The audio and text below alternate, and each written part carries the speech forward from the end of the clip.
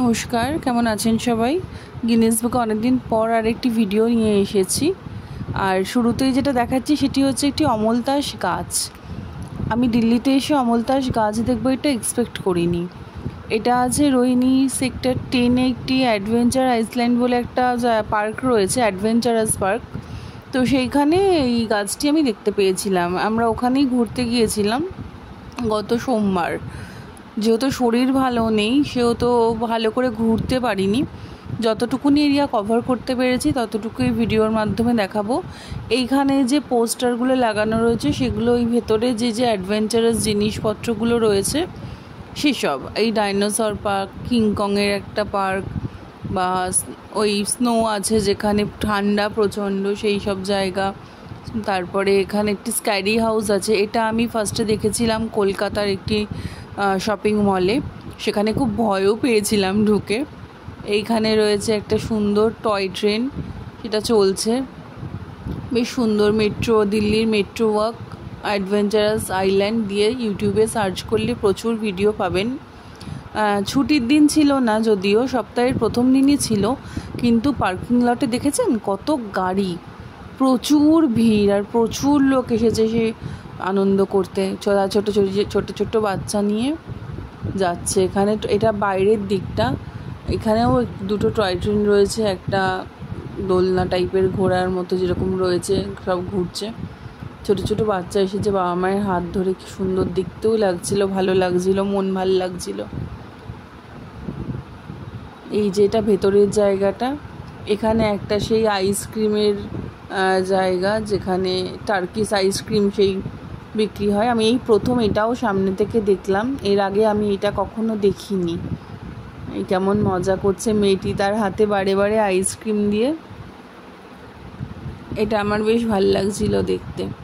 ওখান থেকে তারপরে আমরা গেলাম অন্য একটা পাশে, সেখানে একটা এই ইউনিকর্ন টাইপের গাড়ি রাখা ছিল। এটি বোধহয় পুরো পার্কটাকে কভার করে, এতে চড়ে যারা ঘুরতে চায় ওখানে টিকিট কাটার ব্যবস্থা আছে, আপনারা চাইলে চড়তে পারেন। আমি এটা চড়িনি, কিন্তু সেখানে দাঁড়িয়ে যখন ছবি তুলছিলাম, বা এই ভিডিওটার মধ্যেই রয়েছে, তখন এর যে হেল্পার ছিল সে আমাকে ধাক্কাই দিয়ে দিয়েছে। হ্যাঁ, অবশ্য জেনে বুঝে দেয়নি, কিন্তু দিয়ে দিয়েছে এই যে ধাক্কা। সেটা নিয়েও আমরা খুব হাসাহাসিও করেছিলাম পরে।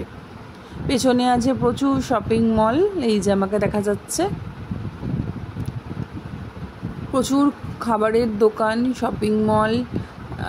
তারপরে আরেকটা জিনিসও আছে, সেটা হচ্ছে রানওয়ে। যে প্লেনটি, যে প্লেনগুলো রিটায়ার্ড হয়ে যায় সেই প্লেনের থেকেই একটি এখানে এরা রেস্টুরেন্ট বানিয়েছে। সেই রেস্তোরাঁটাতেই আমরা ভেবেছিলাম যাব, কিন্তু যেহেতু আমার শরীরটা ভালো নেই সেহেতু সেখানে আর যাইনি। ওই যে দূর থেকে সেই রানওয়ে ওয়ানকে দেখা যাচ্ছে, আর প্যারিসের আইফেল টাওয়ারের একটি রেপ্লিকা মডেল। এখানে এই জলে বোটিং হচ্ছিল, এটা দিনের তখনও আলো ছিল।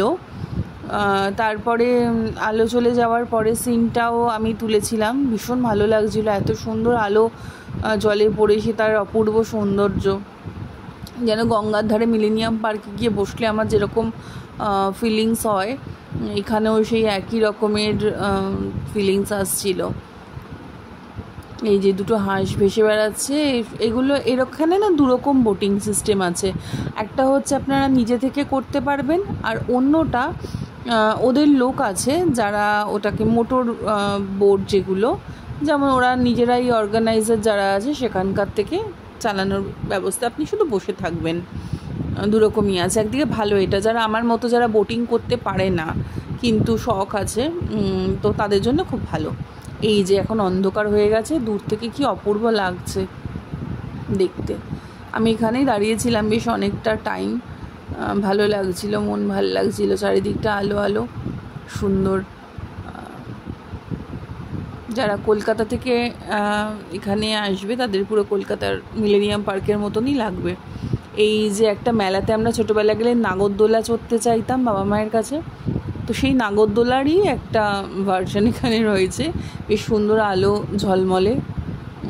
আমার তো খুব ভালো লাগছিলো, আমার চড়ার ইচ্ছেও ছিল, কিন্তু যেহেতু শরীর পারমিট করছে না এই মুহূর্তে সেহেতু সেটা চড়িনি, চড়ার রিস্ক নিইনি অ্যাকচুয়ালি। তো দেখতে অনেকক্ষণ ধরে দাঁড়িয়ে আমি এটা বেশ দেখছিলাম। আর ওই ব্রিজে ওইদিকে রানওয়ে ভ্যানের দিকে যে একটা ব্রিজের মতো দেখা যাচ্ছে, দেখুন আমরা ওখানে যেতে পারিনি কারণ ওদের টাইম আপ হয়ে গিয়েছিল। ওটা 7টা অবধি থাকে আর আমি গিয়ে পৌঁছেছি 7টার সময়। তাই 6টার আগে আসলে আপনারা ভেতরে ঢুকতে পারবেন, আদারওয়াইজ হবে না। এমনি সব কিছু রাত 10টা অবধি বোধহয় খোলা, আমি ঠিক টাইমটা খেয়াল করিনি।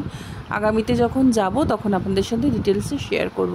ভিডিওটা কেমন লাগলো কমেন্টে জানাবেন, আর আমার ব্লগটি ভালো লাগলে লাইক শেয়ার সাবস্ক্রাইব করে দেবেন। ধন্যবাদ। সুস্থ থাকবেন, ভালো থাকবেন। আগামীতে দেখা হবে আরেকটি ব্লগ নিয়ে। কিন্তু আসার সময় আরেকটি অপূর্ব সৌন্দর্য চাঁদ দেখতে পেয়েছিলাম, দেখুন কি সুন্দর চাঁদ।